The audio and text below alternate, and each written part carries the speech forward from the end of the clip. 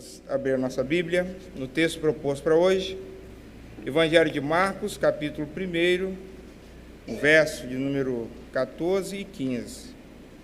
Hoje nós vamos iniciar uma série de sermões nas narrativas do Senhor Jesus Cristo.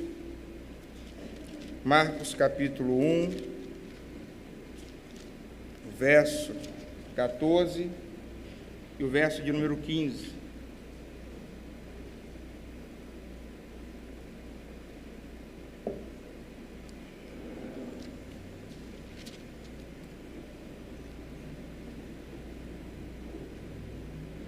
Todos encontraram, lendo as Escrituras, conforme nós já temos feito desde a hora que nós chegamos aqui. Evangelho de Marcos, capítulo 1, verso 14 e 15, diz assim as Escrituras: Depois de João ter sido preso, foi Jesus para a Galiléia, pregando o Evangelho de Deus, dizendo: O tempo está cumprido, e o reino de Deus está próximo. Arrependei-vos e crede no Evangelho. Esse pequeno trecho de um texto é bastante importante nos Evangelhos, está colocado depois de Mateus, mas conforme um ou outro estudioso acredita ter sido Marcos o primeiro. Outros acreditam que Mateus e Lucas beberam dele, isso é fato também, mas que Marcos buscou buscar uma outra fonte. O que nós temos no Evangelho de Marcos é o desejo de reproduzir toda a mensagem do apóstolo Pedro. Marcos não teve a preocupação de coordenar os fatos como fez Lucas, mas registrar fielmente todas as palavras que veio das testemunhas oculares, que foram então os apóstolos, os 11, descartando bem como a palavra Judas, e depois o próprio apóstolo Paulo, que a gente tem a maioria então das cartas do Novo Testamento. Essa narrativa do Evangelho de Marcos, ela acontece próximo ao ano 70, que foi justamente o ano em que houve a maior perseguição dos cristãos no Novo Testamento, onde a maioria do cristianismo ali foi extinguida. A vontade, então, do rei era que o cristianismo fosse apagado da memória, caso que não aconteceu no texto que nós lemos. O cristianismo prosseguiu. Atos capítulo 3, por boca de Simão, de Pedro, o cristianismo ele sobreviveu. Entretanto, nós vamos buscar, nesse texto que nós acabamos de ler, a ideia pelo fato de não só Marcos, mas também Mateus e também Lucas registrarem de muita importância a entrada de Jesus na Galiléia. Às vezes a gente passa esse texto, conforme o presbítero Marcos bem colocou hoje, é muito fácil para a gente, e às vezes penoso. Confesso aos irmãos que eu tenho muito mais dificuldade nesses textos salpicados ali, acolado, que pegar o livro de capa a capa, que é muito mais confortável para quem prega, porque os desafios são vários. O primeiro é desvendar um desses mistérios, por que a Galiléia? E aí a gente vai na história da igreja. Flávio Joséfo, um dos historiadores da antiguidade, diz que na Galiléia era composta de 24 cidades, mais ou menos 1.001 cidadelas, que são as cidades menores. Eram 24 cidades com mais ou menos 1.000 habitantes. Era um lugar cheio de gente, mas não era gente comum, eram pessoas gentílicas, conforme já havia dito a profecia de Isaías, capítulo 9, terra dos gentios, terra de Zebulon, terra de Naphtali. E se não fosse só isso, quando a gente aproxima-se mais da história, a gente sabe que não só a Pérea, como também a região da Judéia, foi dado a Herodes Antipas, camarada muito gente boa, que gostava de matar outros do dia para a noite, conforme era o seu prazer. Então, aquela terra experimentou um governo romano de forma bem incisiva. Então, eles já tinham, desde a antiguidade, do Antigo Testamento, o ranço de terem ido para ali, pessoas que não adoravam a Deus. Já era, então, uma cidade, uma região promíscua espiritualmente, uma população grande, 24 cidades, 1.000 habitantes. Era, depois desse tempo, habitada pelos fariseus. O que aconteceu quando o reinado dos Macabeus, esse registro está em 1 Macabeus, no capítulo 5, Simão, ele levou a cabo toda a perseguição ali do judaísmo e fez com que os fariseus viessem para a Galileia. Veja só, então, a hostilidade. Nós estamos falando de um lugar que não gostava da religião judaica e agora eles foram obrigados a viver. E agora a hostilidade espiritual, então, está envolto daquele texto.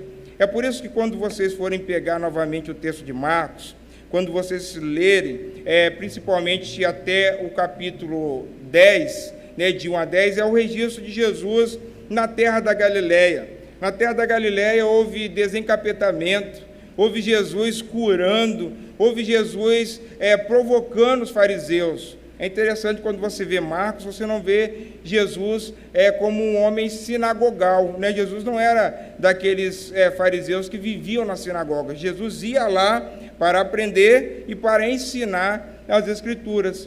E esses embates, então, com aqueles fariseus que agora desceram de Jerusalém, se sentindo agora os mais importantes, e os evangelhos agora narram que Jesus adentrou este terreno promíscuo, esse lugar onde habitava gentios. Para quê? Para pregar um evangelho que eles não queriam ouvir. Mas isso só bastava a nossa introdução. Mas há um outro incidente bastante importante. Em 134 a.C., houve um homem ali chamado João Hircano. O que esse homem fez? Ele obrigou os gentios a circuncidarem. Então, quando fala-se de conversão na Judéia, eles sempre lembram de dor, eles lembram de obrigação, eles lembram de terror, porque a gente já sabe, quem já conhece as Escrituras sabe que a circuncisão é um ato na carne bastante dolorido para os homens. E o apóstolo Paulo mesmo fala depois nas suas cartas que ninguém é circuncidado somente, que não deve ser circuncidado somente na carne. Então não existe uma conversão compulsória, mas aqueles gentios foram compulsoriamente convertidos ao judaísmo. Imaginemos você e eu, quando olhar o homem para o corpo, assim, olha, eu não creio nessa religião, mas o imperador fez com que agora eu me tornasse um daqueles que eu odeio. Aí agora chega Jesus, na beira, depois de o fato que narrado pelo Evangelho de Marcos, há um lugar onde ninguém queria estar, há um lugar onde a maioria era gentio. Agora fala assim, olha, eu quero que vocês se convertam. Mas converter a quê? Há uma história que o rei Herodes implantou em nós, ou uma outra história de João Hircano, que veio aqui e converteu todos nós à força, e aí entra em cenário tudo que nós estamos lendo nesses dois versículos. Porque a Galileia era, sim, um lugar onde Deus havia escolhido. Era um cenário bastante propício ao Evangelho. Foi por isso que quando Marcos relata que João Batista havia então morrido, ou preso, e depois com certeza ele foi morto, e nós já sabemos a história, foi que Jesus entrou em cena. Por isso, Deus tem uma mensagem urgente. Essa mensagem urgente é o Evangelho. Então, as crianças aí que estão perto dos seus pais já sabem onde Jesus está, nesse texto. Então, é na Galileia. Então, já pode prestar atenção aí que acompanhem vocês, os pais, e ajudem as crianças a acompanharem a pregação do Evangelho. Por isso que essa urgente mensagem do Evangelho, nós vamos discorrer primeiro sobre um mensageiro. Duas pessoas são importantes. Primeiro, por causa de Isaías 9. Isaías 9 fala de João Batista. Depois, Isaías 40 também, que ele veio no deserto para aplanar e endireitar o caminho. Jesus e João Batista têm muitas semelhanças. ambos foram revestidos pelo Espírito Santo, ambos foram noticiados por meio de um anjo, eram parentes. Mas veja a qualidade do Evangelho de Marcos. Ele coloca que Jesus só entrou em cena depois que João Batista foi então preso. O mensageiro, e aqui João Batista primeiro e depois Jesus, está em voga, primeiro, a unção do Espírito Santo. Lembra-se que a mensagem de João Batista era exclusivamente para os judeus, era exclusivamente no deserto. Então só ia a ele quem sabia onde ele estava, só ia a ele aquelas pessoas a quem ele direcionou a mensagem. E essa mensagem de João Batista era incisiva: arrependei-vos e crede no Evangelho, tal como Jesus fez. Mas só isso não bastou para que João Batista permanecesse vivo. É necessário que o segundo substituísse o primeiro. Essa era a ordem das Escrituras. É por isso que quando João Batista está preso, e ele manda os seus discípulos irem, olha, vai lá e pergunte a ele se é a ele mesmo que nós estamos esperando. Aí Jesus, então, recebe os enviados de João Batista preso ainda. Olha, João mandou-nos aqui. O que eu vou falar para ele? Veja que vocês, fale com ele que vocês estão vendo. Cegos passam a ver, coxos andam, e é pregado o Evangelho do Senhor.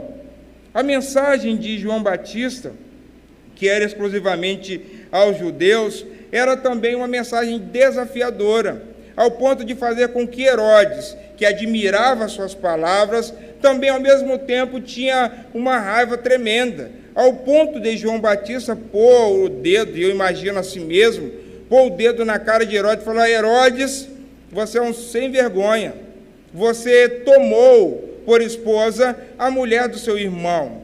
E isso então criou no coração de Herodes, além da admiração, que o mesmo texto diz, olha, Herodes não queria matar João Batista porque admirava.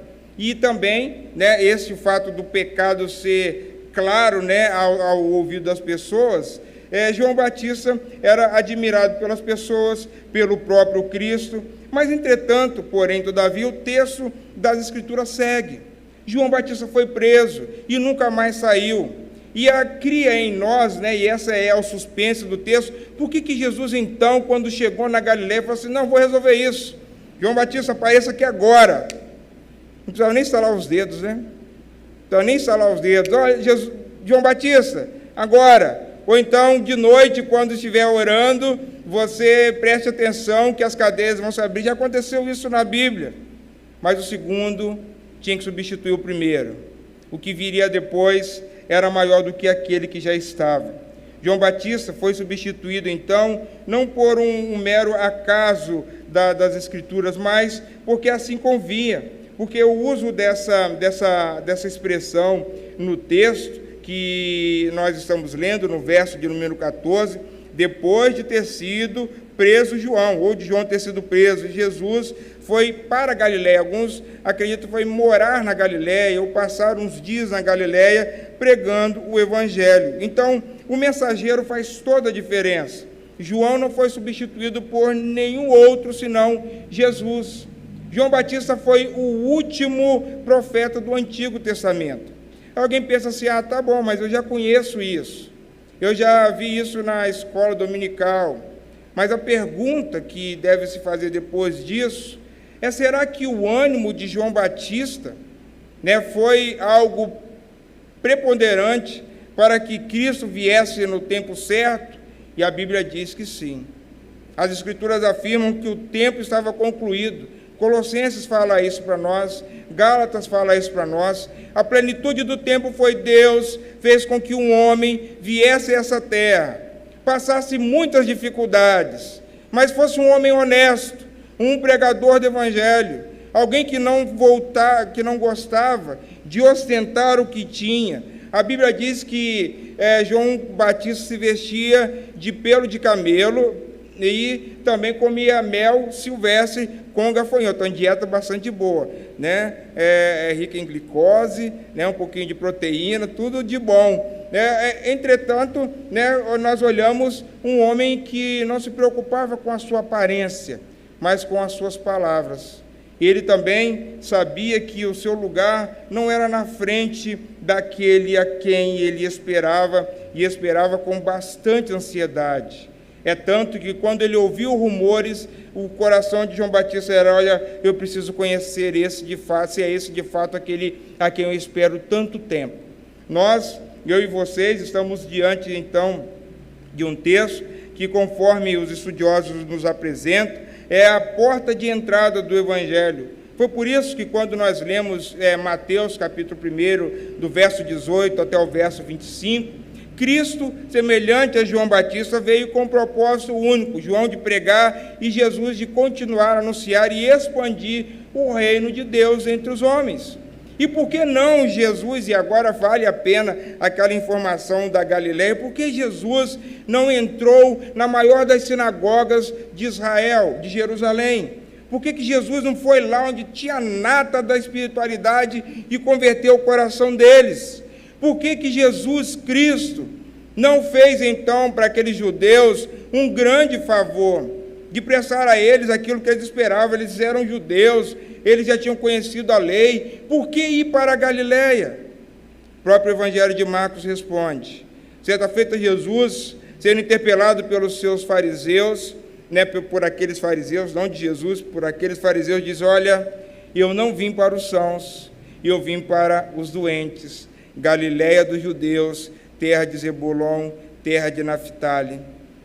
É por isso que, quando nós olhamos a evolução do Evangelho, e que o substituto de Jesus o antecessor de Jesus fora João Batista, é por conta desse alcance da mensagem. Enquanto João Batista, então, estava confinado ao povo de Jerusalém, Jesus Cristo trouxe uma mensagem além nação, uma mensagem além fronteiras, uma mensagem que alcançou a nós até o dia de hoje, alcançará até a vinda dele mesmo para arrebatar a sua igreja. Era uma mensagem profética, um profeta dando lugar a um profeta maior, um profeta como João Batista, que, segundo Jesus Cristo, o menor no reino dos céus é maior do que ele, e o contrário é verdadeiro quando olhado para a terra. Era alguém que, de fato, tinha um lugar privilegiado. Nós não vemos a vida de João Batista por completo. Qual é a biografia que nós temos de João Batista? Do seu pai, que ficou mudo, por conta de não crer na mensagem de Deus. Depois ele aparece como alguém que estava cheio do Espírito Santo e passou a pregar veementemente. E aí nós buscamos sentido e aplicamos isso na nossa vida, que a morte de um homem notável como foi a de João Batista deveria então também motivar a nossa vida e fazermos algumas perguntas. Por exemplo, o mesmo Espírito que habitou João Batista habita a nossa vida também. E por que então que nós somos tão tímidos na pregação do Evangelho? Por que será que nós não conseguimos ter força e ânimo para apontar o dedo no rosto dos nossos líderes e dizer-lhes os seus pecados? Porque talvez nós estamos mais preocupados em preservar o nosso pescoço do que propagar o reino do Senhor. Outra coisa que também é importante, olhando para João Batista, se eu e vocês acreditássemos mais no que diz, segundo a Coríntios capítulo 5, verso 1 e 2, que nós temos um outro edifício que não é neste mundo, essa casa não feita por mãos humanas, nesse corpo, nós daremos mais valor à pregação do Evangelho, guardar aquilo que é o que nós não podemos, preservar aquilo que nós não podemos. Nós não podemos guardar a nossa vida para sempre, guardar o nosso corpo. E a pergunta é: qual foi, ou qual é, espero que seja qual é, a finalidade sua no reino de Deus, se não for para pregar o Evangelho do Senhor? João tinha esperança no Messias e foi satisfeito. Valeu a pena comer mel silvestre e gafanhoto, viver com roupas de pele de camelo, que ninguém naquela época de bom juízo mataria um camelo para vestir ninguém. É bem provável que João Batista se vestia de doação de cadáveres de animais mortos, que depois era tratado ali era um homem que não vivia cheio de luxo. Agora nós vemos os próprios evangelhos dizendo: olha, o que vocês vieram ver João Batista falando aos fariseus? Alguém com roupas finas, boa retórica? Nós, infelizmente, estamos vivendo os tempos áridos, tal qual foi o do Novo Testamento. Pessoas procuram cada vez mais aqueles que têm na parede vários títulos, currículos enormes, mas não procura ninguém crente. Não se procura ninguém crente. Não se procura ninguém crente. Quantos Joões Batistas tem por aí, entretanto, está sendo emudecido, porque estamos muito mais preocupados com retórica, com roupa, com lugar, com título, e nós mesmos. Qual tem sido a nossa mensagem? Onde temos pisado os pés? Será que, de fato, nós temos olhado para o nosso bairro, onde a nossa igreja está, e pensado: olha, de fato, aqui ainda tem muitos que precisam ser alcançados. E vou antecipar, para não esquecer, algo que está aqui, e pode ser que eu perca, e lembrei agora, e não posso deixar isso passar. Enquanto nós não sentirmos incomodados nas nossas reuniões, quer qualquer reunião que seja, não tiver um ímpio, que não conhece Jesus, nós precisamos repensar o nosso cristianismo. Nós fazemos programação de sociedade, de igreja, e ficamos bem, chamamos pessoas para vir para a igreja receber mimo, receber presente, receber homenagens, mas nós não convidamos os descrentes. Estamos felizes se tiver 40 crentes. Nossa, que reunião! Miserável homem que nós somos, se não tiver um descrente para ouvir o Evangelho. Nós poderíamos fechar as portas e ir embora. A Galiléia está cheia de gentios, e nós querendo ouvir a voz de fariseus. Cadê os João? Eu sou um João Batista? Você é um João Batista?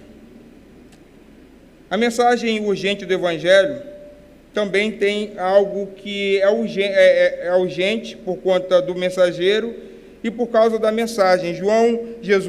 Marcos diz que Jesus então fala: olha, o tempo está cumprido. Quando que é? É agora. Mas Jesus veio então pregar o Evangelho de Deus agora, porque esse Evangelho é aquele que liberta. Evangelho, presta atenção aí, moçada, boas novas, são boas notícias. Nós já ilustramos outras vezes sobre o que é o Evangelho. O Evangelho é quando você tem uma má notícia e você recebe, então, uma cura ou uma direção para resolver aquela má notícia. E você, então, muda. Mas o Evangelho também seria algo para quem dirige, para quem pega carona também. Se for esperto, ajuda quem está dirigindo. De vez em quando, até, mulher faz isso bem, fala assim: não, vou para a direita, não, entra aqui, que aí quando você vai, você se perde. Mas o Evangelho serve como uma placa de trânsito. Então, siga nessa direção. E se você, por algum motivo, pensar em ir para o outro lado, ou você vai cair numa contramão, vai avançar um sinal, ou alguma coisa parecida. O Evangelho está para nós para direcionar a vida do homem em direção a Deus. Foi por isso que ele chega nos evangelhos às pessoas perdidas.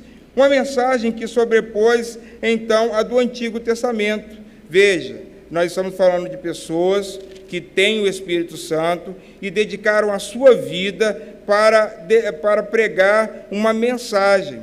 E aqui vale a pena lembrar que Deus, desde quando criou os céus e a terra, Ele nunca deixou que fosse de outra forma que a sua mensagem fosse dita, senão por palavras a ouvidos aptos ou não para entender e compreender. Deus falou e as coisas passaram a ser criadas, e desde então Deus tem falado. Falou pelos profetas e agora, como diz as Escrituras, fala por meio de Jesus.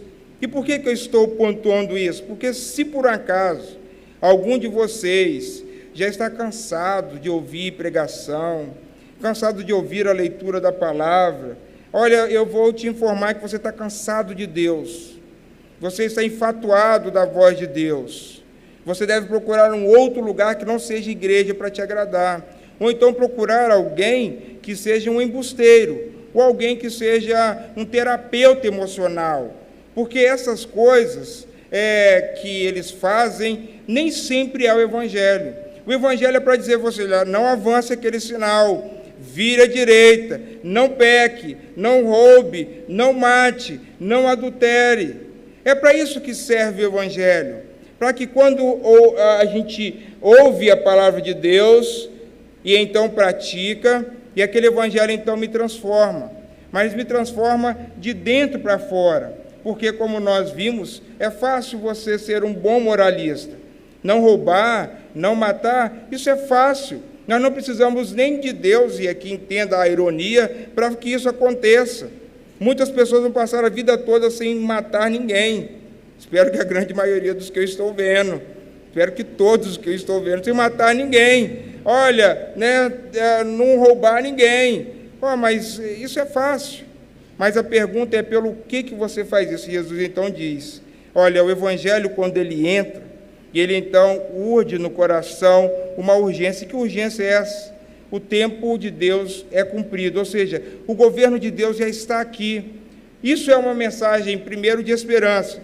Quando você e eu buscamos lá naquela história, um povo já escravizado pelo governo romano, uma história de religião que levava eles cada dia mais a um ânimo reativo quanto ao que é judeu, ao que é o Evangelho, ao que é as boas novas de Deus. Agora chega alguém vindo de Nazaré, justamente para o lugar onde talvez nenhum de nós escolheríamos abrir uma congregação, uma igreja, um ponto de pregação. Olha, agora o tempo de vocês chegou.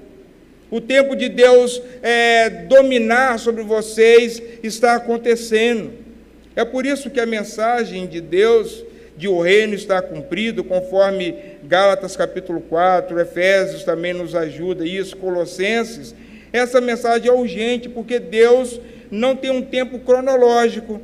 É por isso que quando a mensagem do Evangelho chega, segundo as Escrituras, o tempo é hoje. Não endureçais o vosso coração, como fez os antepassados no deserto. A conversão é uma mudança, então, de atitude. Esse governo, então, que chegou, ele vai substituir tudo que aqueles homens entendiam. Não mais seriam agora escravos de um governo medíocre. Alguém que era leviano, que gostava, então, de bajuladores. O que aparece agora, para esses homens? É alguém que diz que era por graça que se receberia o maior prêmio da face da terra. Algo que você e eu não podia nem piscar, para que, então, fosse dito, fosse, olha, essa piscada sua foi boa, essa é uma boa obra, eu vou te salvar por causa dessa piscada. Ou, então, alguma coisa que produzisse substância para levá-los ao céu. Marcos dizendo então Jesus, o tempo está cumprido. Qual tempo? Esse tempo que não é cronológico, que não pode ser contado. É por isso que a mensagem do Evangelho tem essa urgência, porque vocês e nem eu, sabemos o dia de chamar a nossa senha. Nós não sabemos o dia do nosso encontro com o Senhor. Pode ser hoje, amanhã, daqui 90 anos para alguns, Deus, misericórdia, daqui 90 anos eu com certeza não estarei sobre essa terra, porque é por causa da minha natureza física, cento e alguma coisa, não vou ter esse privilégio. Outros pensam que Deus está tardando demais, porque, olha, desde que eu conheço os meus avós, eu vejo falar que Jesus está voltando. Eu vou esperar um pouquinho, eu estou muito novo. Eu vou esperar mais um pouquinho, eu tenho tempo, eu quero aproveitar a minha vida, eu tenho tempo. Depois desse negócio de crente, de Bíblia, quando eu estiver na idade dos meus pais, eu vou trabalhar isso na minha mente. Eu quero aproveitar, quero ganhar dinheiro, quero estudar, quero fazer cursos, eu quero viajar, ser uma pessoa descolada, e quando eu estiver morrendo, eu falo assim, agora sim eu estou pronto para encarar o Evangelho. Aí sai na rua, um motoqueiro, sei lá, um motorista qualquer, passa, e faz uma panqueca, da pessoa que pensa, fala assim, puxa vida, morreu tão novo. Não, morreu no dia certo, morreu na hora certa, os planos deles eram que estavam fracassados. É por isso que essa urgente mensagem de Jesus, é para as pessoas doentes da Galileia. Foi essa mensagem urgente que levou João Batista ao deserto. Diz assim Hebreus, capítulo 3, verso de número 7, e o capítulo 4, de número 7 também. Pelo que, como diz o Espírito Santo, hoje, se ouvirdes a sua voz, não endureçais os vossos corações, como na provação, no dia da tentação no deserto. Determina outra vez um dia, hoje, dizendo por Davi, depois de tanto tempo, como antes fora dito, hoje, se ouvirdes a voz, não endureçais o vosso coração. A urgente mensagem de Jesus deve soar, então, a ouvidos despreocupados, pessoas que estão atravessadas nas ruas e que estão vivendo tempos ruins, homens, mulheres, assim como uma criança que recebe de um pai aquela voz de advertência. Essa imagem sempre paira na minha cabeça quando eu lembro isso. Na Serra, uma mãe desceu até o hall do prédio onde morava, e o rapaz da Topic, que pegava aquele menino todos os dias, e havia muitos anos, tanto que o menino via, ao olhar o carro, sabia, é fulano. Nesse dia, um dia atípico, ele parou do outro lado da rua, ele ia fazer o contorno, mas aquele menino, quando viu, não sei o nome do topiqueiro, seu Zé, seu João, seu Zé, e saiu, correndo, e a mãe atrás, não, e o menino, é seu Zé, eu estou indo, não, e não. Quando ele atravessou a rua, o carro fez um bolo de menino. Graças a Deus esse menino sobreviveu. Mas é isso que o Evangelho tem que provocar na vida das pessoas, uma parada brusca. Eu e vocês precisamos pregar o Evangelho tal qual essa mãe que gritava pelo seu filho. Não, se convertam e creiam no Evangelho. Jesus salva a sua vida, Jesus tem uma proposta, Ele mudou a minha vida, Ele me transformou, Ele pode fazer isso com você também. É por isso que nós precisamos olhar bem para as Escrituras e vê-la como o único remédio para uma alma pecadora. Se não for isso que eu vejo todas as vezes que eu abro as Escrituras, provavelmente ou eu estou morto, ou a minha pregação está morta. Alguma dessas coisas precisa de vida, e não estou falando de perdição. E é claro, e aqui já fica a chamada do Evangelho, caso alguém se sinta como essa criança sendo chamada pelo seu pai ou pela sua mãe. Volte, retorne, mude, porque o reino de Deus já chegou. Se você quiser ir para o céu, onde está Cristo, e não para o inferno, onde habitará com Satanás, é preciso que você ouça o Evangelho te chamando. Quando? Amanhã, ontem, não agora, hoje. Essa mensagem, que também é para as pessoas, é para a igreja. Nós estamos ainda em graves momentos de uma fé bastante rala, pessoas sendo instruídas em falsas doutrinas. E assim como foi Cristo, veja que o Evangelho de Marcos é assim como todas as Escrituras, a gente vai lendo e vai se apaixonando pelo texto. Ele é maravilhoso. Jesus chega como substituto de João. Hoje nós não mais sentimos nenhum sentimento quando somos noticiados. Olha, uma igreja está fechando. Poxa, legal, lá no Oriente Médio não tem mais igreja. Na França, na Itália, o cristianismo lá está ruim. Olha, poxa, beleza.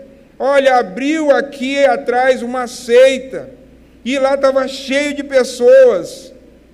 Veja que o Evangelho de Jesus liberta encarcerados. Qual é a mensagem do Evangelho que temos pregado? Qual é o reino que temos olhado e contemplado? Muitas vezes nós estamos incomodados só com o dia de amanhã, preocupados, sabendo da aposentadoria, daqui a pouco vai chegar, ou hoje, dia 30, a gente que já recebeu, olha, dia 5, meu patrão, olha, preciso tomar aquele remédio. Nós não precisamos de nada disso para pregar o Evangelho, se é que você crê no Evangelho. Por último, o alvo, então, dessa urgente mensagem São as pessoas, são aquilo que elas se propõem. Primeiro, então, foi o mensageiro, Jesus e João. Depois a causa, né? Agora está chegado o reino, o domínio do Senhor. E agora, então, é pelo que essa mensagem pode propor, que é fé e arrependimento. O verso de número 15, o tempo está cumprido, o reino de Deus, ou seja, o domínio de Deus, esse tema reino de Deus, reino dos céus, ele é bem amplo e de várias formas de se pensar. Mas, em suma, é o governo de Deus sobre todas as pessoas e todas as coisas. Se você guardar isso, você já vai sair bem sabido daqui. Jesus, então, fala, olha, o reino de Deus está cumprido, já está próximo, e ele fala, então, olha, o que eu faço para herdar esse reino? Arrependa-se e creia no Evangelho. Paulo Anglada, né, em um dos seus textos, ele colocou assim: como pode um inimigo ativo e militante de Deus e amante do pecado poder decidir-se contra a sua própria natureza e prática, a favor do que odeia e contra quem ama? E essa pergunta ela é interessante. Como pode alguém que não gosta de Deus, faz tudo contra Deus, agora receber uma notícia, olha, volte-se para Ele? É impossível, passou a vida toda gostando disso. Por isso que não há arrependimento de uma pessoa somente do que ela é externo. Jesus chamou esses ouvintes gentios a se arrependerem não apenas de seus pecados anteriores, mas também dos seus vícios da vida. E também não foi que se ele se arrependesse dos seus princípios de dogmas. É por isso que quando nós falamos, olha, né, a gente usa isso, é bom esse discurso moralista, que é o mais rápido, né, não rouba, não fuma, né, isso aí são secundários. Porque para uma pessoa não perverter essas coisas, ele precisa gostar. Então, às vezes, a pessoa até nem gosta de fumar, mas gosta de mentir. A pessoa talvez nem gosta, sei lá, essas coisas que a gente fala de adulterar, mas ela não se vê uma pecadora quando odeia seu irmão. É por isso que o Evangelho é uma mudança radical de vida, porque ela muda o seu ponto de partida. É por isso que quando nós falamos no último domingo, quando uma pessoa vê lá em Provérbios dizendo, olha, você cuida bem do seu filho, instrui ele, se precisar, você dá um castigo físico para ele, dá uma varadinha, desde que quase, olha, não faça isso com ele, porque senão você vai matar o menino. Aí alguém chega assim, olha, eu abomino isso. Freud, Watson, falou para mim, que eu li lá, que realmente esse reforço negativo prejudica o comportamento. Se alguém tiver que pensar isso, ele já perdeu a graça do Evangelho. Ele já está dizendo que alguém que veio depois das Escrituras tem mais autoridade que alguém que foi inspirado pelas Escrituras. Alguém que discorda das Escrituras, ele vai discordar em algum ponto da vida dele. É por isso que eu não acredito que alguém que diz que crê nisso, crê, por exemplo, num Deus soberano, crê numa liderança da igreja para acolher, para direcionar. É por isso que quando a gente vê Jesus falando aos fariseus, para que eles mudassem os seus dogmas, mudem o seu ponto de vista, transforme a sua razão de ser, a sua razão de pensar, porque senão vocês não entrarão no reino dos céus. Vocês precisam mudar. É aquela pessoa que só chegava tarde no mundo, né, não tinha compromisso com o horário, agora eu sou um cristão, vou chegar todo dia no horário. Mas por quê? Porque você é um cristão? Não, porque agora você vai passar a odiar tudo que você fez antes. Olha, eu gostava de uma mentirinha lá no mundo, eu gostava de contar uma piadinha, né, de falar que hoje eu não mais falo. Por quê? Porque agora Cristo habita em mim. As Escrituras dizem que da minha boca devem sair cânticos e salmos espirituais. Eu devo olhar para o meu irmão como alguém que vai morar a eternidade comigo. Como eu posso odiar essa pessoa e dizer que ama a Deus? João diz, você é um mentiroso. Aí as pessoas se acostumam, como aos fariseus, a pensarem as coisas de Deus, falarem as coisas de Deus, mas nunca conhecerem a Deus. Essa é a mensagem do Evangelho que chegou na Galileia. Mudem o que vocês eram, porque se vocês não mudarem, vocês haverão de padecer no fogo do inferno com Satanás por resto da sua vida. Ou melhor, por resto da sua morte eterna, né? Que a vida só em Cristo Jesus é vida eterna. Por isso que essa palavra arrepender, ela é um estado de profunda tristeza pelo pecado, e ela implica em uma mudança de comportamento, é um olhar tanto à frente quanto à ré, é um abandono do pecado, é voltar-se para Deus em contrição, é o pecador arrependido diante aos pés do Senhor, suplicando a sua misericórdia. Enquanto nós não olhamos isso, nós vamos sair às ruas e olhar as pessoas, parece que está tudo bem, está tudo maravilhoso, eu estou trabalhando, estou com saúde, estou vacinado, agora estou protegido, mas aquelas pessoas vão para o inferno. Se isso não incomodar você, não incomodar a mim, né, se não for para te adorar, para que eu nasci? Se não for para te servir, por que eu estou aqui? Nós cantamos isso várias vezes aqui na igreja. Muitos de nós fomos libertos da sombra da morte, passamos pelo vale da sombra da morte, alguns até bem mais perto. Mas para quê? Eu quero ser alguém. Mas muitos dos seus parentes estão amargando a ira de Deus sobre o seu cangote. É por isso que nós precisamos olhar o arrependimento, primeiramente com fé. Nós já sabemos que o arrependimento não é algo do homem, porque se fosse fácil, todo mundo já tinha se arrependido.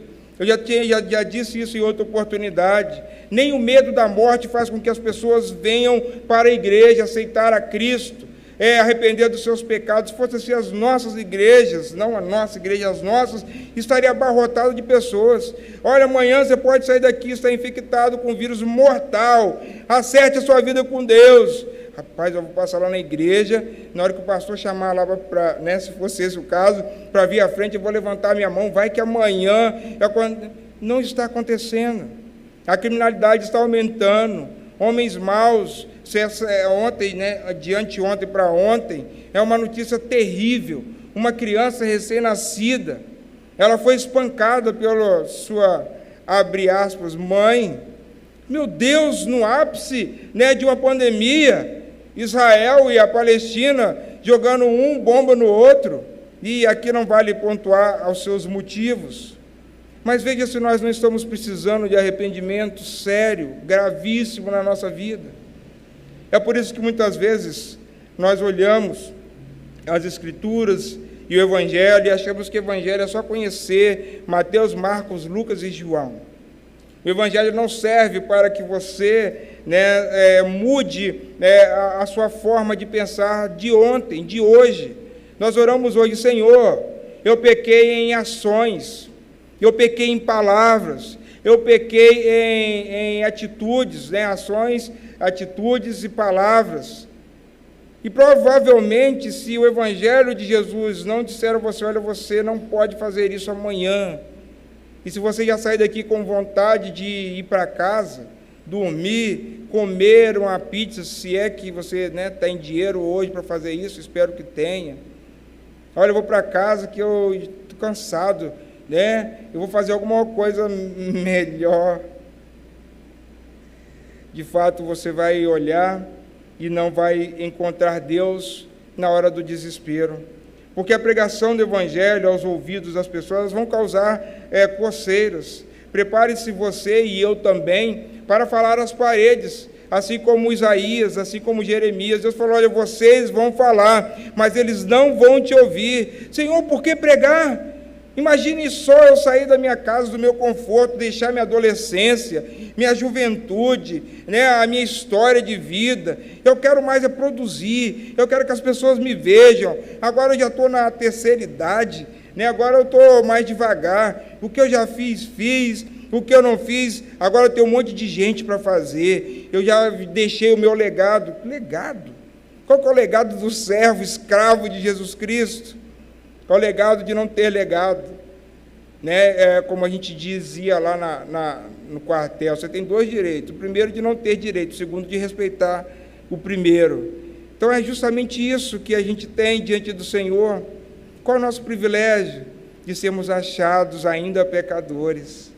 É de não ter morrido antes do tempo para ir habitar com toda a hoste infernal com Satanás.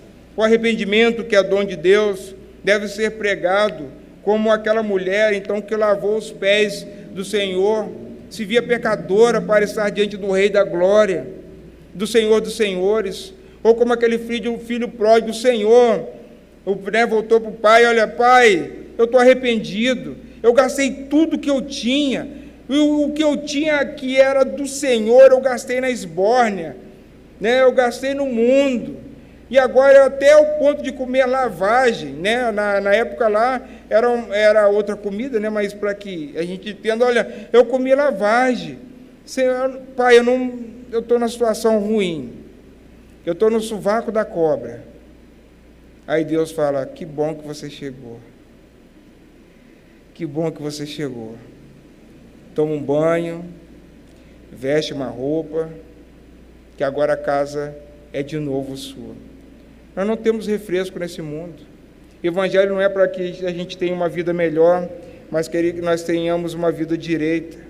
Nós precisamos pensar com arrependimento, então, pensando já no final, para que é um princípio para os pecadores. O Evangelho, então, é aplicado no coração do descrente. É uma fé operada pelo Espírito Santo e pela palavra no coração do pecador, sendo ele convencido de que até então tudo que ele fazia nada adiantaria para que ele fosse reconduzido à presença de Deus. Não tem intercessor que não seja Jesus Cristo. Não tem um meio que não seja pela pregação da palavra. E não tem outra coisa a ser operada senão pela fé e no seu coração. Por isso que Deus converte homens para que pregue o Evangelho, homens e mulheres também, no sentido do chamado universal da igreja. Os pecadores estão às portas, eu tenho descoberto cada dia mais algo importante da minha fé cristã, e serve para a sua também. Nós olhamos os grandes homens de Deus e falamos assim: nossa, esses homens oravam demais. Alguém pode talvez surpreendido pelo imediatismo: poxa, a gente não vê João Batista orando, né? É verdade, mas quem disse que ele não orava? A gente olha, né, e agora fazendo alusão àquelas histórias, orar 2 horas, 3 horas, olha a coisa mais simples que tem, mais simples. Eu vou dar um exemplo. Pegue o rol de membro da nossa igreja, então pegue lá da sociedade interna onde você está, pegue da sua família, e comece a orar por eles, item por item, pessoa por pessoa, situação por situação. Se você gastar menos de 30 minutos, ou você de fato não conhece o Evangelho, não sabe quem é Deus, porque é impossível. E aí agora, eu tirei do Leonardo Ravenhill, ele falou assim: olha, nós dificilmente falamos mal de quem nós oramos, e é verdade. Se você ora de verdade por alguém, dificilmente você vai falar mal daquela pessoa, porque você leva ela todo dia aos pés do Senhor. Por isso, quando nós olhamos arrependimento, pregação do Evangelho, nós precisamos olhar que a igreja foi dada a continuar a mensagem de Jesus Cristo. Os apóstolos fizeram isso, e nós, onde estamos adentrando, se nem o bairro de Itacibá nós conseguimos alcançar, nem nas nossas orações, do que dirá com a nossa pregação. Nós não somos hipercalvinistas, que creem que nós não precisamos fazer nada, que os eleitos vão entrar pela porta ali, dando glória a Deus e sentar nos bancos da igreja. Não é essa a mensagem do Evangelho. Precisamos pregar a todas as pessoas. Eu e vocês precisamos obedecer o ídolo do Senhor Jesus Cristo. João Batista deixou-se desgastar pelo Evangelho, perdeu a cabeça. Jesus Cristo desceu da glória, habitou nessa carne que sofre, que tem fome. E às vezes nós queremos pregar o Evangelho cheiroso, o Evangelho das pessoas que falam bem, boa retórica, boa roupa. Ficamos contando ainda: olha, tive 40 pessoas na minha reunião, ou nas minhas reuniões, né, em geral. Quantas delas eram não crentes? Não, mas isso pouco importa. Aí nós vamos olhar nas cartas ao Apocalipse daqui a alguns dias, que o Senhor Jesus Cristo faz várias ameaças, e uma delas é: olha, vou remover de vocês o candeeiro, vou remover de vocês a palavra, vou remover de vocês o Evangelho pregado. Eu e vocês, então, concluindo, precisamos olhar o Evangelho não como uma história de sucesso, uma carreira a ser percorrida, mas como uma existência para a nossa vida a partir do dia de amanhã. Eu preciso olhar para os meus vizinhos e pedir: Deus, me dá um dia para falar com esse povo. Me dá um dia para que eles experimentem a esperança que tem hoje vocês que creem em Cristo. Nós olhamos, gostamos da nossa casa fechadinha, protegida, mas Pedro diz que essa aqui está sendo ornada para o inferno, para o fogo, né? Melhor dizendo, para o fogo, né? Tudo ficando bonito, embelezado, né? Casas bem construídas, para quê? Para ser derretida pelo fogo quando Jesus voltar. Nós não temos nada aqui, nada, nem o nosso corpo. Vale a pena se desgastar, orar pelos perdidos, pedir a Deus que mude a história das nossas famílias, pessoas que creem em Cristo, mas são crentes frágeis. Você que pensa, né, talvez está melhor do que eles, você precisa orar. Deus precisa entrar na casa da sua família, da minha família. Deus enviou o seu Filho por amor, e assim também devemos sentir-nos enviados às pessoas em todos os lugares, para que as almas deles morem, né, e irão morar conosco na eternidade. É isso mesmo que você quer?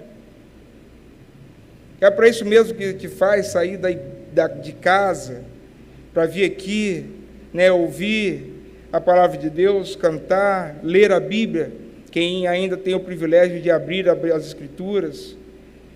Por último, eu e vocês, cada cristão, que significa pequenos cristos, devem imitar o Mestre Jesus. Será que, se fosse a história colocada hoje, será que seríamos bons predecessores de Cristo? Será que Cristo poderia continuar aquilo que eu estou fazendo hoje como pregação do Evangelho? E, claro, para você que não conhece Jesus Cristo, Ele veio e habitou entre nós e vimos a sua glória.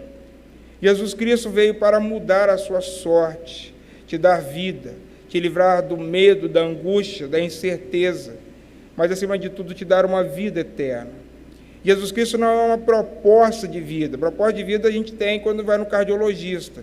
Ele fala assim: vou te dar uma proposta de vida. A partir de hoje, você vai comer coisas sem sal, vai dar uma caminhada de 30 minutos todos os dias, e aí você vai ter uma proposta de vida e você vai viver a partir daqui, você vai ficar bonzinho. Jesus veio para nos livrar de Satanás. Jesus veio para nos libertar de nós mesmos. E Jesus veio para nos libertar do mundo. Nós não somos mais escravos. Por isso que o seu pecado, que você acha que é tão nojento, Jesus Cristo já conhece tudo. E é por isso que Ele oferece por graça. E Jesus vai continuar salvando. Quer eu atenda o evangelho, o chamado, ide por todo mundo, pregar o Evangelho. Bom é se eu e vocês alcançarmos a obediência. Senhor, a quem enviarei, envie a mim. Amém.